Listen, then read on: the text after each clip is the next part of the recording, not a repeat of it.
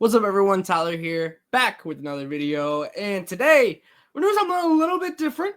So look, first off, let's start here.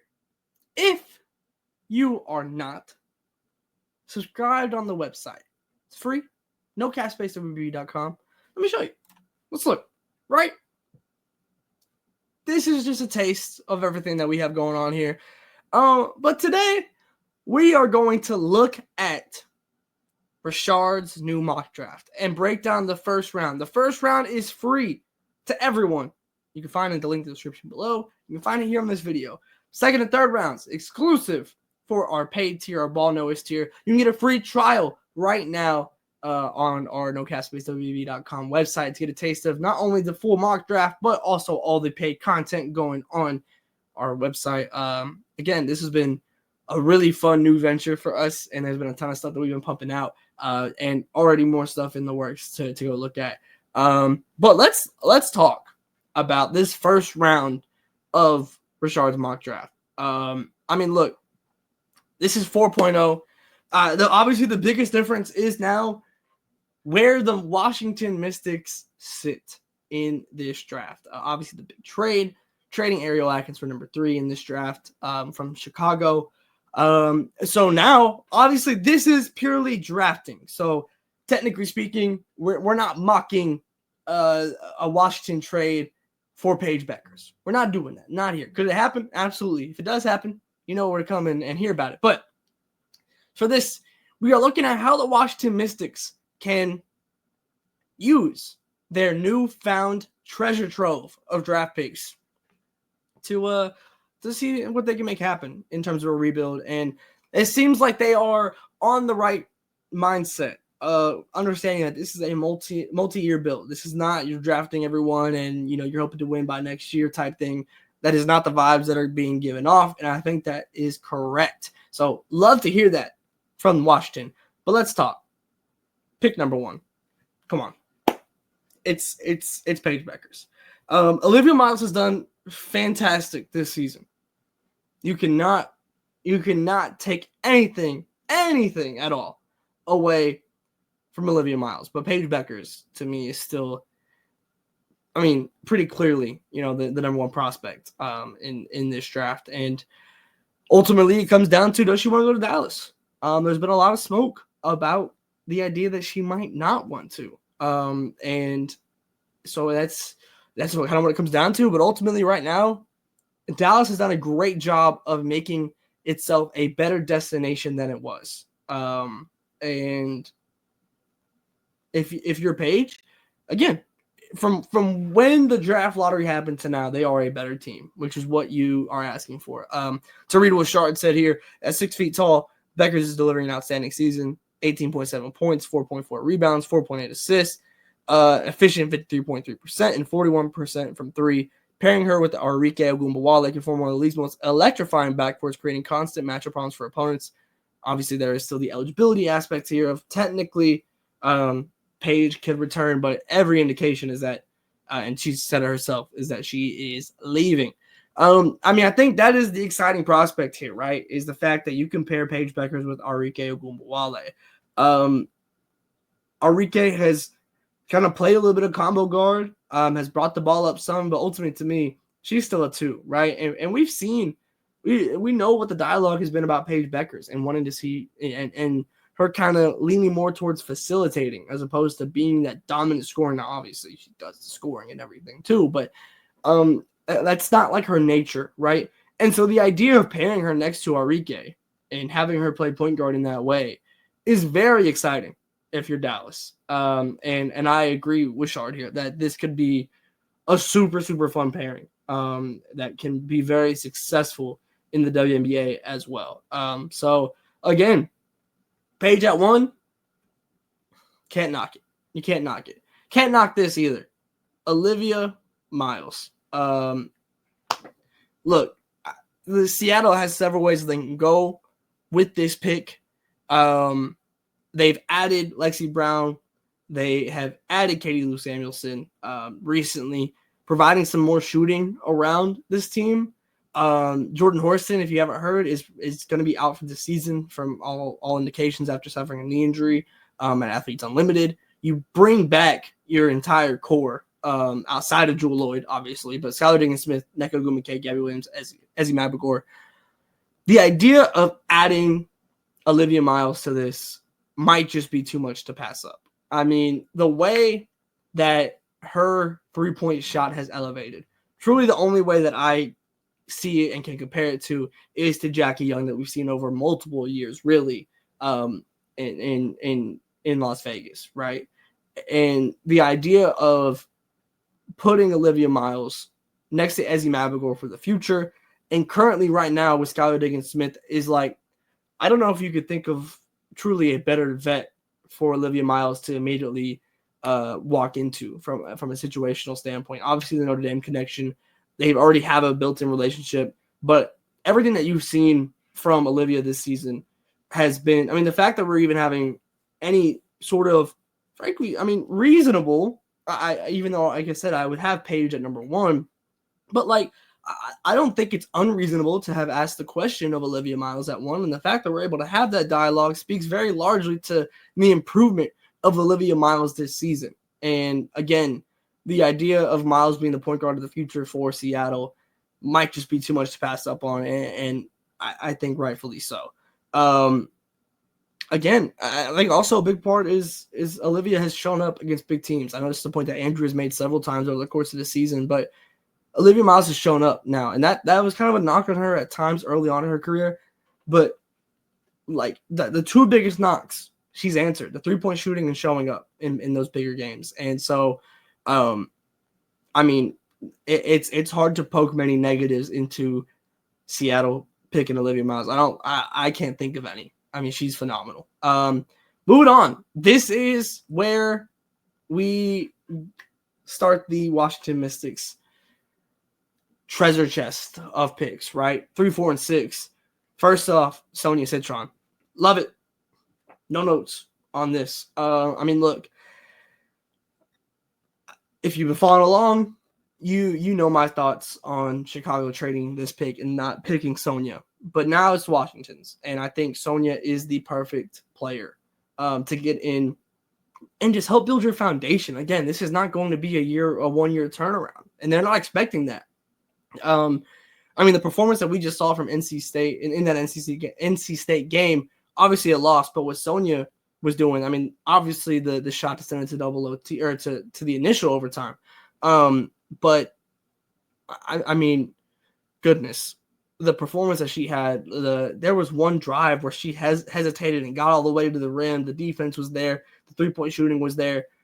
The entire bag was shown against NC State. And there was so much to like. I think important to note here, who else is in attendance? Among other teams, Washington Mystics were there.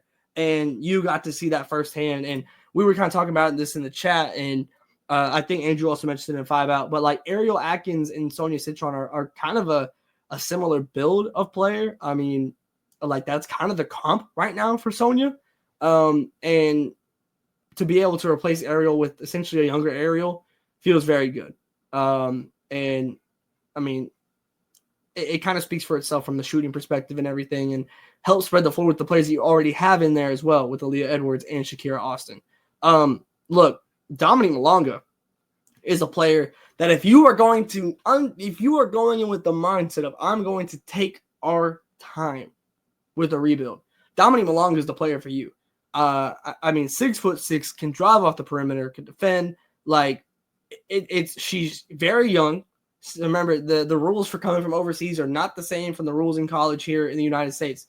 So she's very young. It's very similar to Ezzy Mabagor's situation when she initially came over. But goodness gracious, Dominique Malonga is going to be a player in this league. And if Washington is able to take the time, properly develop her, that's a big part here, properly develop her. I mean, if you told me in 5 years Dominique Malonga was the best player in this draft class, I would not be surprised. And so pairing her with Sonia Citron feels fantastic. Next, Kiki Iriafen. Kiki is a player that her draft stock, I mean, frankly, has gone down. There's not like an incredible amount of film on Kiki as opposed to some of these players. But frankly, I'm such a Kiki believer, man. And for Golden State, if you bring her back to the Bay, you keep her in California, and you make her your first foundational piece of your franchise, I think you're very, very happy with that. This is a player that was initially projected to pretty much go number 2, and has dropped now to this point, part because of fit in Washington, and in part because of Olivia Miles and the way that she has upped her game and has moved up to number 2. Frankly, I just don't think we've seen the best of Kiki recently, not in USC system. And that has hurt her draft stock. But to me, on an individual level of what I'm looking at, what she can be as a player, I still see the vision with Kiki. She's kind of in a weird spot with her height where she's not going to be a 5 in this league. She's a little, she might be a little short from a 4 perspective, against several players. But you also see players like Nafisa Collier, right, that are just dominating, even not being the tallest. And so I love this for Golden State. You're getting a player that is marketable, a player that understands the marketing side of stuff. You get a very good player on the court.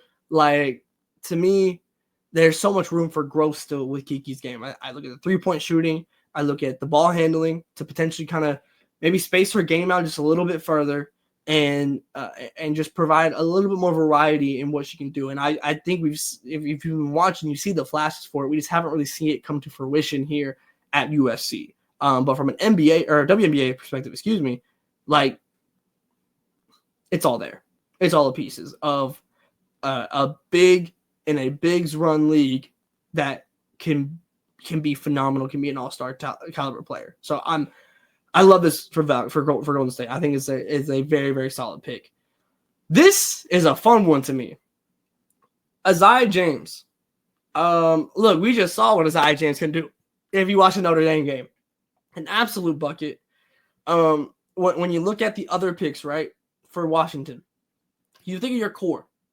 So if this was to come to fruition, you have Dominique Malonga, you have Aaliyah Edwards, you have Shakira Austin down low, right? On the outside, you have Aziaha James, who is an absolute bucket, and you have Sonia Citron, who can space the floor and play defense. You are just checking off boxes when it comes to the roles that players are going to be playing in this rebuild. Now, obviously, you have other players still there right now that are going to be playing roles, and we'll see if any of these other vets get moved. But right now, from what Aziaha does, from a scoring mentality, as Rashard notes here, again, I mean, I love the idea of versatility here because I think it does bring that. You're just continuing to add more shooting. And if you are a believer in Aaliyah Edwards, if you are a believer in Dominique Malonga, which I think that you should be if you're a believer in Shakira Austin, who has shown very good signs when she's able to stay healthy. If you are a believer in your bigs, you should surround them with shooting. And that is what Rashard has mocked here for Washington. And I love that. I love that from him. Shyanne Sellers is a very fun pick here because New York needs, frankly, a point guard. You lose Courtney Vandersloot, you need you need a point guard. And I think also he used the word versatility here again, but I think that's important here in a different way because of the size, the 6'2", because you did lose Kayla Thornton into Golden State. And I feel like this is a perfect best of both worlds pick for New York, where you get your backup point guard potentially, but you also get some size and able to kind of fill that Kayla Thornton. Not that it will be 1-for-1, but just in the pure sense of filling size for size. That is something that you could do with Shyanne Sellers. And I think that she's a player with really interesting upside as well in what she can be, because we haven't really seen a ton of really tall point guards in the WNBA in the way the NBA has really kind of leaned towards that. And Shyanne Sellers could be kind of potentially a first of that mold, honestly. And I think that's a very, very interesting proposition for New York that you couldn't blame them at all for trying to look at. This right here is Shard's pick that, look, he has stuck by it since the beginning of this season. Hailey Van Lith going in the first round. This is something that he has stuck by. And I'll admit, at the beginning of the season, I was a little shaky. But Hailey Van Lith has continued to look better and better in this TCU offense. And what she's been able to do on the offensive side of the ball with the facilitating, if you just saw the game where against West Virginia, who's one of the best perimeter defenses in the entire nation, where she absolutely dissected them. Like there's an interesting case to be made for Hailey. Obviously, the season at LSU tanked the draft stock that she did have at the time before transferring to LSU. When you look at her years at Louisville and where she was going to be projected, look, if you throw that LSU year out, you're looking at a very productive guard. You're looking at a guard that's gotten better at facilitating. You're looking at a player that has Olympic experience in 3x3. So just like playing around other pros and whatnot. It's an interesting pick. And for Connecticut, it's not the flashiest pick in terms of like a Paige or an Olivia where like this is going to be a player that is going to be very, very good. But I could see the vision. I can see the vision with this one. And again, this is a pick that Shard has stood by from the very, very beginning. So I respect it for that, if nothing else. Azzi Fudd to the Los Angeles Sparks. Love this. Again, you want to talk about believing in your bigs, surround them with shooting. That is what Azzi Fudd can be for the LA Sparks. There's a bit of a connection with Kelsey Plum there as well. And as Shard notes here, you lose Lexi Brown, so you're losing that shooting. If Azzi Fudd decides to come out this year. This is a player that at her best is absolutely a lottery pick. She just hasn't been able to stay healthy.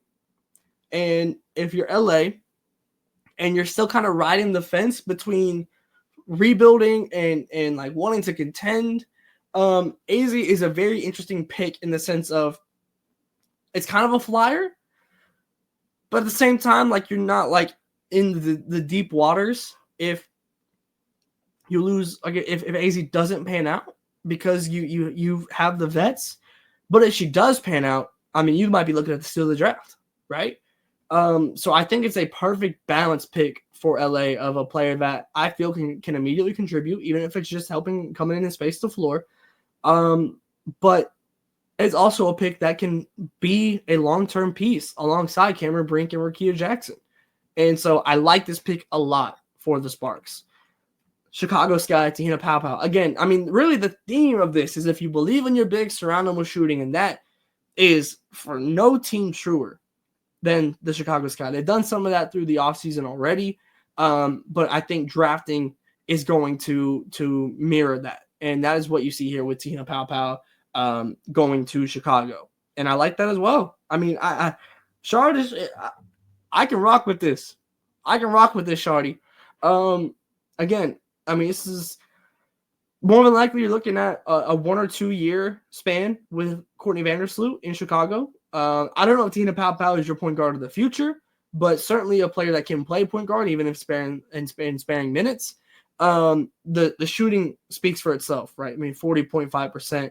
That is something that has just continued to grow and be a major factor. And frankly, at South Carolina, she really turned the tide for them when it came to being able to shoot the three ball. And Chicago will be drafting her hoping to do the exact same thing. And so I like this pick a lot for Chicago. Oh, good Lord, Shardy. Sedona Prince to Minnesota. Here's the thing. Sedona Prince off the court, it does not feel like to me like something that Minnesota would draft. I'm not sure any team would draft, right? But if we're just purely looking on the court, which is where I'm going to focus this, in terms of need, Minnesota has a unique need. They need height. They have good bigs, but good Lord, they need some height. And with Ayoka Lee being a little bit up in the air with her future, when it comes to the draft, I'm not sure if there's a better player with also a company like with the asset of pure height. And at 6'7", that's what Sedona Prince has. And would honestly be a pretty interesting fit in minutes next to Fee. But again, with the injuries, with the off-court concerns, I don't know if I see this happening. But from a pure basketball fit perspective, I do understand what Shardy's getting at here. And it makes sense in that way.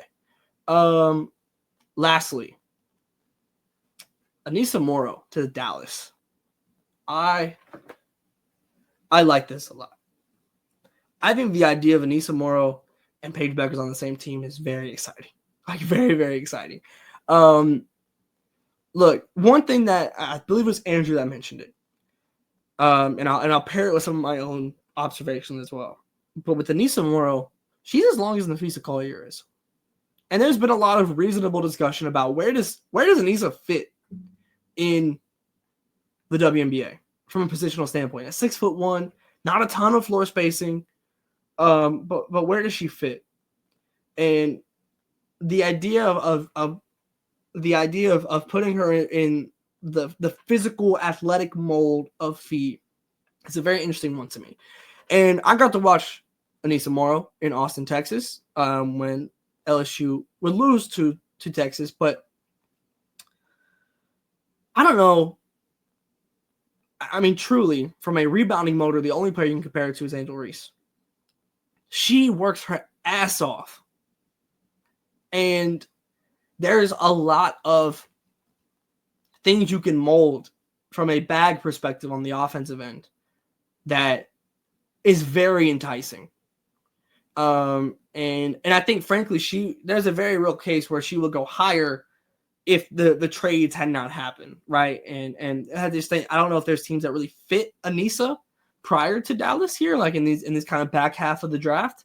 But the idea of her in Dallas and potentially being the future 4 if you're playing small, right? Because in a long-term perspective, you're looking at Paige, Arike, Dejanay, potentially Aneesa, and then year 5, which right now is Sierra McCowan.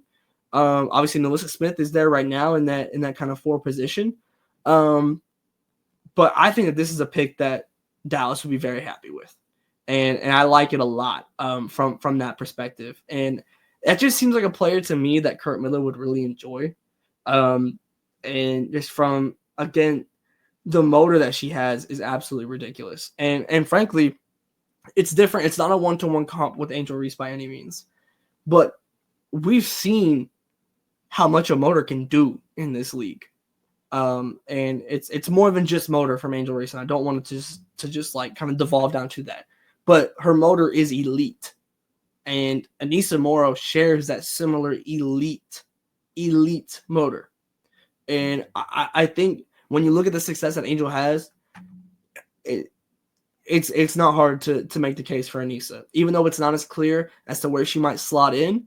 I mean, I think there's a lot of upside with taking Aneesa Morrow. But yeah, that's the first round of the mock draft, which again, all of these things normally drop on NoCapSpaceWBB.com. This did drop on NoCapSpaceWBB.com. You can find that in the description below. The second and third rounds are available to our paid tier. There's a free trial that you can go do to go look at these next couple rounds. Obviously, Las Vegas, right at the very top. Dallas Wings, again, Minnesota, Chicago, right at the top of the second round. And there is full blurbs for all of those players as well, all the way through the full draft. So go check that out. Go get your free trial. Go check out the other paid stuff as well, such as Andrew's commentary on his Juju article and what went into that and more of the behind-the-scenes aspect of that and those conversations. A hater's guide that is coming, and there's going to be more and more of those things. Again, we're really getting ramped up with this paid tier, so be on the lookout for that. Go try it out, test it out, go look around, see what you like. Again, here on the YouTube, March Madness is nearly here, which means there's going to be so many lives, so many no-cap-based post-game shows. So make sure you're subscribed here, hit the bell so you'll be notified whenever we go live, because we are planning to be live all the time this month. And, of course, conference tournaments as well before that, which we will also be all over. So be on the lookout here on the YouTube. Go check out the website. Go get a taste of a little bit of what the paid content is. Again, there's a free trial you can go get right now. And like, subscribe, comment, share, all those things. And I'll see you next time.